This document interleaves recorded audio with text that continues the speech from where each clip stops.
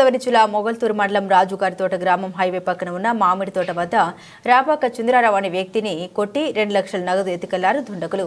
విదేశీ కరెన్సీ నోట్లు తమ వద్ద ఉన్నాయని వాటిని విక్రయిస్తామని తూర్పుగోదావరి జిల్లా సకినేటిపల్లికి చెందిన రాపాక చంద్రరావును మొగల్తూరు హైవే వద్దకు రప్పించి దాడికి పాల్పడి గాయపరిచి నగదు ఎత్తుకెళ్లిన దుండగులు ఇదే హైవేపై గతంలోని ఇలాంటి సంఘటన జరిగాయి. కేసు నమోదు చేసి విచారణ వేగవంతం చేశారు పోలీసు అధికారులు.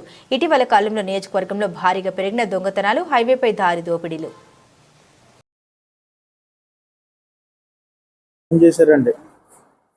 2 వ్యక్తులు చేసిండి మా దగ్గర దుబాయ్ డబ్బులు ఉన్నాయి, ఖత్తర్ డబ్బులు ఉన్నాయి, నువ్వు 2 లక్షలు పట్టుకునిరా, టోల్ గేట్ అవతల రాజుగారి తోటగారికి పట్టురా అని చేశారండి.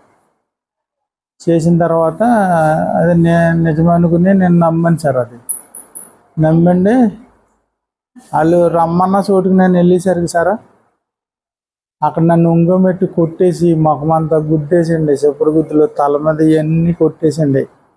నా 2 లక్షల రూపాయలు పట్టుకుని వెళ్ళిపోరండి. 3 కుర్రోళ్ళండి బండి మీద వచ్చారు. రాజుగారి తోటలో అంటే తోట మామిడి చెట్ల తోటలండి, అక్కడ మనుషులు ఎవరు ఉండరు. నేను అక్కడికి రానన్నాను కూడానండి. పర్వాలేదు రా, మా నాన్నగారికి బాగోలేదు, మేము అక్కడికి కట్టుకొచ్చాం రా అంటే వెళ్ళానండి. కొట్టేసి నన్ను మొత్తం ఇలా పొడి చేసండి. ఇవన్నీ పొద్దున్నుంచి కూడా ఇంకా గవర్నమెంట్ హాస్పిటల్లో అప్పుడు 24 గంటల నుంచి ఇక్కడే ఉన్నాను సార్. నాకు ఊపిరి కూడా అందలేదండి. మధ్యాహ్నం సిలిండర్లు ఆక్సిజన్ అవి పెట్టారు సార్. అలా చేసి 2 లక్షలు కొట్టుకుపోతే నేను వెంటనే రక్తాలు కారిపోతుంటే అండి మొగల్తూరు పోలీస్ స్టేషన్కి వెళ్ళానండి. వెళ్ళేసరికి అక్కడ ఎస్సీ గారు ఉన్నారు. ఎస్సీ గారికి వెళ్ళేలా జరిగించారో వాళ్ళ ఫోన్ నెంబర్ ఇది.